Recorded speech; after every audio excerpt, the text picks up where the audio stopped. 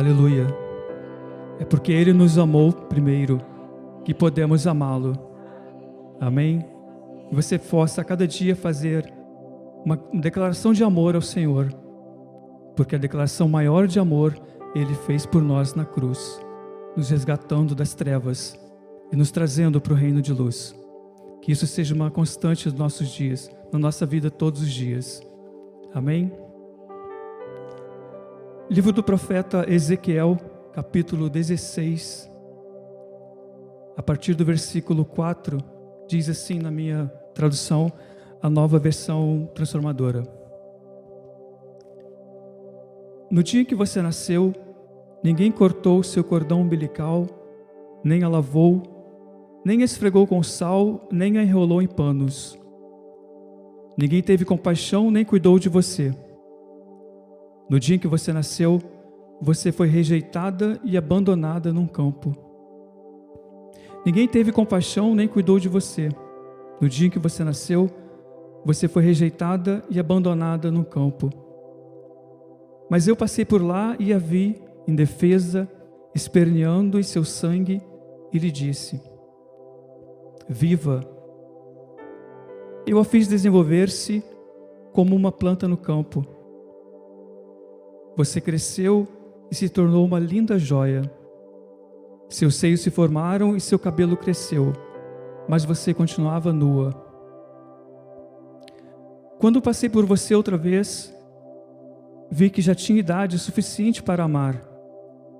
Eu a envolvi com meu manto para cobrir sua nudez e pronunciei meus votos de casamento. Fiz uma aliança com você, diz o Senhor soberano, e você se tornou minha. Então lavei você, limpei o sangue e passei óleo perfumado sobre a sua pele.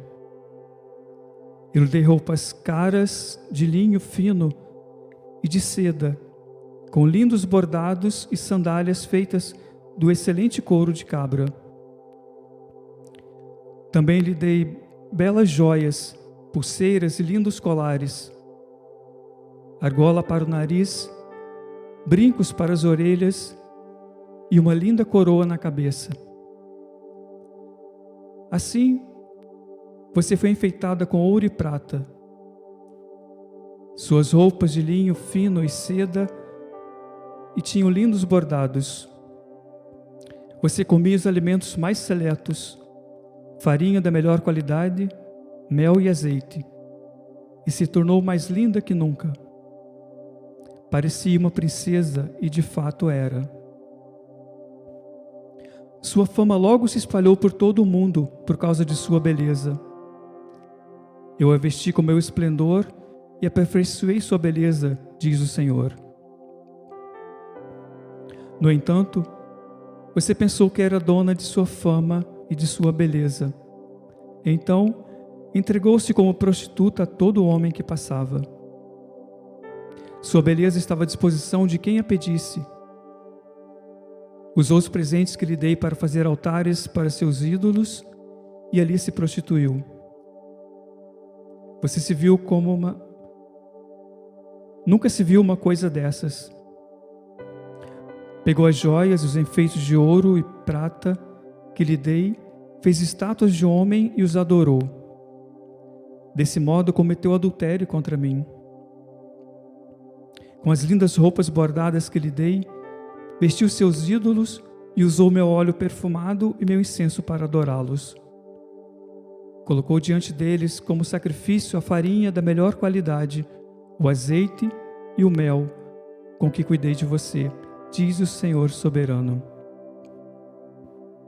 Depois você pegou seus filhos, que havia gerado para mim, e os sacrificou aos deuses. Acaso não bastou se prostituir? Também teve de matar meus filhos como sacrifício a ídolos? Em todo o seu pecado detestável e em seu adultério, você não se lembrou daqueles dias, muito tempo atrás, em que estava nua e abandonada, esperneando em seu sangue. Que aflição a espera, diz o Senhor soberano. Além de todas as suas maldades, você construiu um lugar de adoração e ergueu altares a ídolos em todas as praças da cidade. Em cada esquina, contaminou sua beleza e ofereceu seu corpo a todos que passavam, aumentando sua prostituição. Então acrescentou a seus amantes o lascivo Egito e provocou minha ira com promiscuidade cada vez maior. Por isso eu a feri com minha mão e reduzi seu território. Entreguei-a a seus inimigos, os filisteus, e até eles ficaram espantados com sua conduta depravada. Você também se prostituiu com os assírios. Parece que nunca se cansa de procurar amantes. E mesmo depois de se prostituir com eles, não ficou satisfeita. Acrescentou a seus amantes a Babilônia, terra de comerciantes, mas ainda assim não se contentou. Como seu coração é fraco, diz o Senhor, para fazer essas coisas e se comportar como uma prostituta desavergonhada. Constrói lugares de adoração em todas as esquinas e altares a seus ídolos em todas as praças. Na verdade, você foi pior que uma prostituta, pois nem exigiu pagamento. Sim, você é uma esposa adúltera, que acolhe estranhos em vez de seu marido. As prostitutas cobram por seus serviços, mas você não. Oferece presentes a seus amantes e os suborna para adulterarem com você. Faz, portanto, o contrário das outras prostitutas. Paga seus amantes em vez de lhe pagarem você. Senhor, dependemos de Ti para viver, dependemos de Ti para cada passo que demos em nossas vidas. Pedimos que o Senhor nos fale nessa noite, que somente o Teu Santo Espírito tenha voz neste lugar e que cada irmão que está aqui ou que está nos acompanhando esteja com o coração e a mente abertos para ouvir a Tua voz. Que o Seu Santo Espírito mostre, Senhor, em cada área da nossa vida, em cada lugar da nossa vida, onde quer que seja, que estejamos agindo como quem, depois de ter experimentado uma vida contigo, te abandonado, Senhor.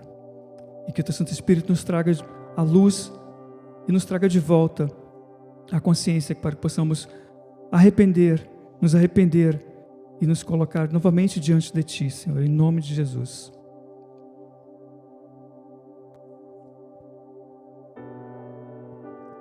O profeta Ezequiel recebeu essa mensagem, que eu não gostaria de estar no lugar dele, para falar para uma nação inteira, que depois de ter experimentado tanto de Deus, o melhor de Deus, nação que havia sido resgatada do Egito, sido cuidada pelo Senhor, pela passagem pelo deserto, ter sido vitoriosa porque Ele estava com ela quando chegou à terra prometida, de repente o abandona. E Deus dá ao profeta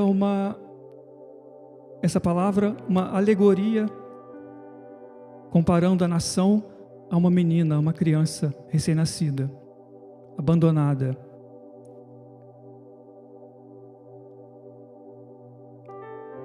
E dói quando a gente sabe que quando uma mãe abandona o filho recém-nascido.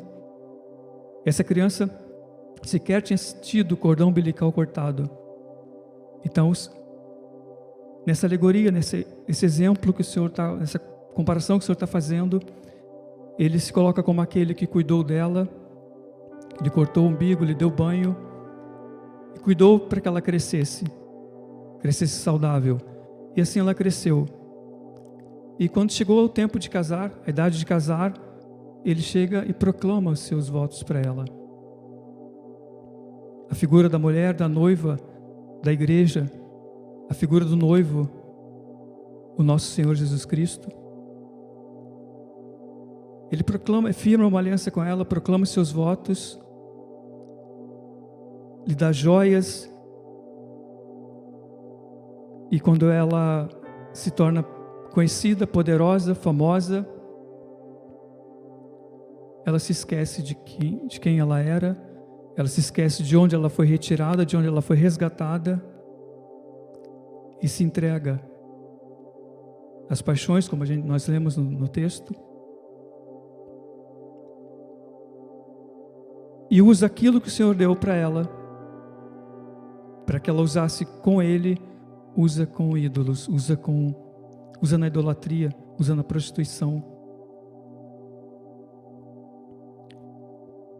Para se prostituir, qualquer um pode se prostituir, basta querer. Para adulterar, é preciso que a pessoa tenha uma aliança com outra, tenha um compromisso de casamento, tenha um noivado. E o Senhor compara inicialmente com uma prostituta e depois diz que ela fez muito pior. Que ela abandonou a aliança, abandonou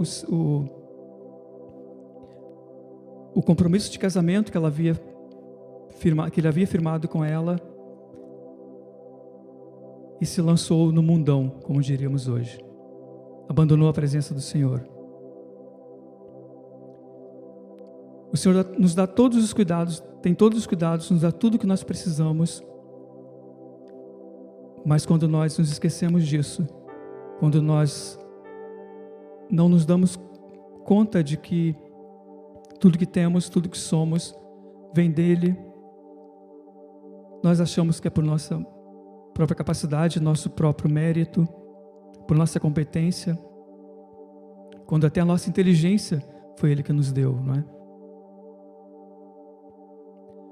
Depois que ela foi empoderada, ela usou o seu poder da forma mais errada que poderia, que abandonar o Senhor.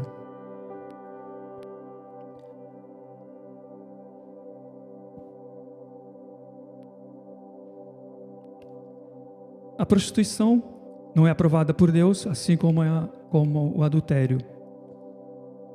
Mas há um nível de tolerância diferenciado para os dois pecados. Os povos antigos tinham tanto zelo por isso, que os irmãos se lembram, Abraão, com medo de perder a sua esposa, mentiu, dizendo que era sua irmã, quando na verdade, no fundo, ele estava com medo de perder a vida, porque aqueles povos, sabendo que ela era casada e que ela era muito bonita, a desejariam, mas como ela era casada, ele a mataria para não cometer adultério. Sara chega a ser levada ao palácio, mas Deus interveio e em sonho falou com o rei. Essa mulher é casada. E o rei chama Abraão e diz: o que você fez? O que você fez? Abraão respondeu: pensei comigo, este lugar onde ninguém teme a Deus, e vão me matar para ficar com minha mulher. Aqueles povos preferiam carregar a culpa pelo assassinato de uma pessoa, mas jamais a culpa por adultério.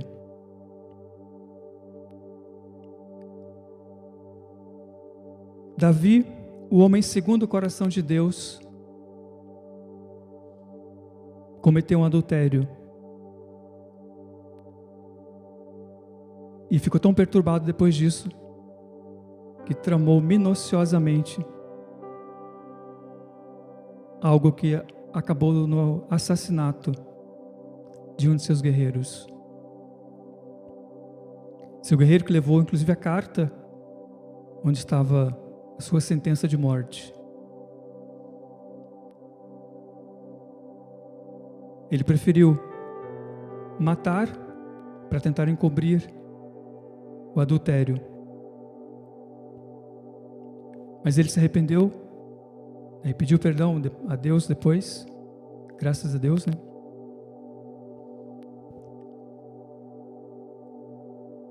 No livro da sabedoria, Provérbios, um deles diz, o pai ensinando para o filho diz: fique longe da mulher adulta, não passe nem perto da sua casa. Ela oferece sacrifício, seu marido sai, ela oferece sacrifícios a outros deuses, fique longe dela.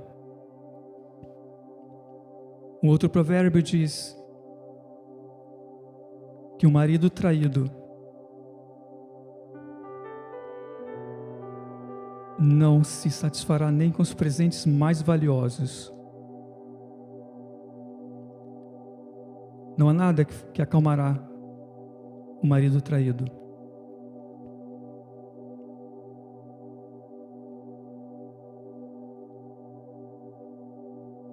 Tamar, os irmãos talvez certamente se lembram também, a passagem de Judá e Tamar, se vestiu de prostituta e foi para a beira da estrada. Por acaso, assim, bem por acaso, coisa do destino, passou ali o seu sogro. Ela era viúva de 2 dos seus filhos e estava comprometida em casamento por terceiro. Ele se deita com ela, ela engravida. Era prostituição. Na visão dele, ele paga, na verdade deixa um penhor para pagar depois. Mas ela engravida e ele fica sabendo. Não sei se publicaram no Fuxico Gospel da época, Deus o livre, né? Ele ficou sabendo e aí seria adultério. Ela foi levada para ser executada. Não foi porque ela revelou quem era o pai da criança.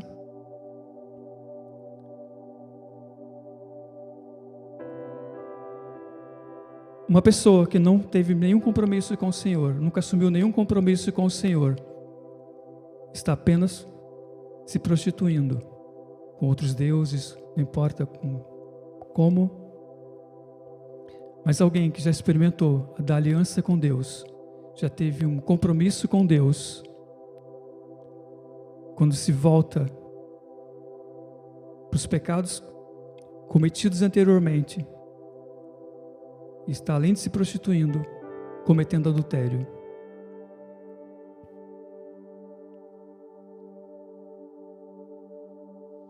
E como igreja, noiva do Senhor, noiva do Cordeiro, nós precisamos ter esse compromisso firmado de não permitir que nada nos afaste dele novamente. Mas é uma atitude nossa. Ele já fez tudo o que tinha que fazer. O sacrifício ele que fez, o compromisso de noivado ele que fez. Agora cabe a nós nos mantermos fiéis nessa aliança, como a noiva que aguarda pelas bodas do Cordeiro, imaculada. E enquanto aguarda, com a lâmpada ou a lamparina acesa, azeite reserva na botija, porque a qualquer momento ele vem. E quando ele bater na porta, precisamos estar prontos, preparados, perfumados para recebê-lo.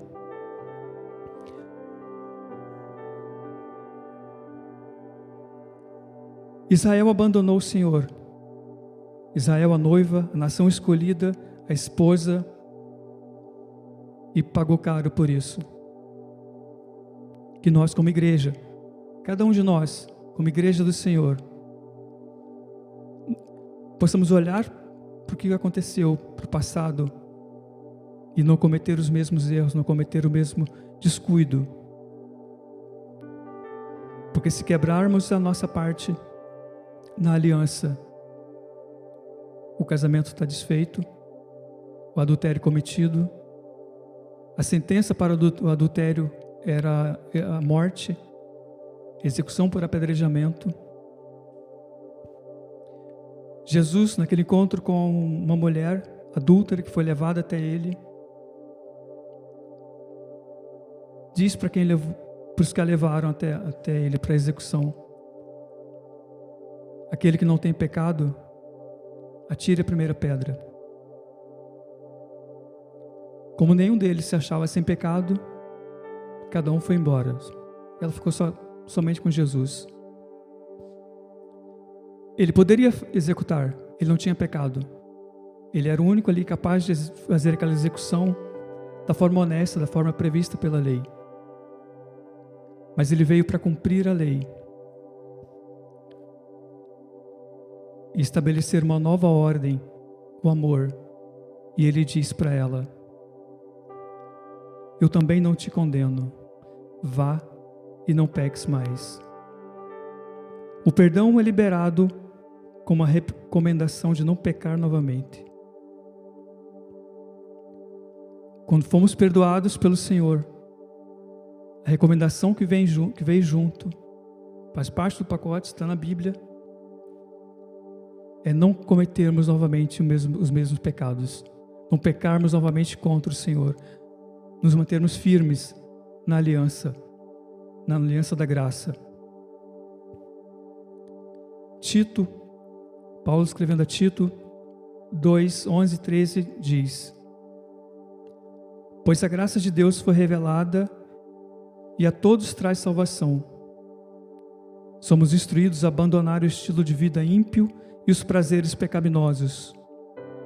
Neste mundo perverso, devemos viver com sabedoria, justiça e devoção, enquanto aguardamos esperançosamente o dia em que será revelado a glória de nosso grande Deus e Salvador, Jesus Cristo. Essa deve ser a nossa grande motivação, uma vida santa, plena na presença do Senhor, sempre vigilante, porque a qualquer momento pode ou soar a trombeta, ou o nosso nome ser chamado. Qualquer um dos dois que aconteça, precisamos estar com a aliança em dia, firmada no Senhor, para que o nosso nome esteja no livro da vida e possamos estar prontos para celebrar as bodas com o Cordeiro naquele grande dia. Amém? Que o Senhor nos abençoe, nos capacite, que o Espírito Santo nos revele no nosso íntimo qualquer coisa que nos afaste de Deus, qualquer coisa que tenha o risco de nos afastar de Deus. É melhor abrir mão de alguma coisa aqui na terra e ter a nossa eternidade com Deus garantida, do que nos usar do empoderamento que Ele nos deu aqui e nos afastarmos do Senhor. Que o Senhor nos abençoe, nos dê a plena consciência de que a cada dia, desde o momento em que acordamos, abrimos os nossos olhos, precisamos estar com os olhos fitos no Senhor, no caminho do Senhor, porque qualquer coisa pode nos tirar desse caminho. E não é isso que o Senhor deseja de nós. Não foi por isso, não foi para isso que Ele pagou tão alto preço. E que esse amor que Ele tem por nós, possa ser declarado por nós de volta a Ele. Porque como Ele tem ciúme de nós, precisamos ser fiéis. Amém? Que o Senhor nos abençoe.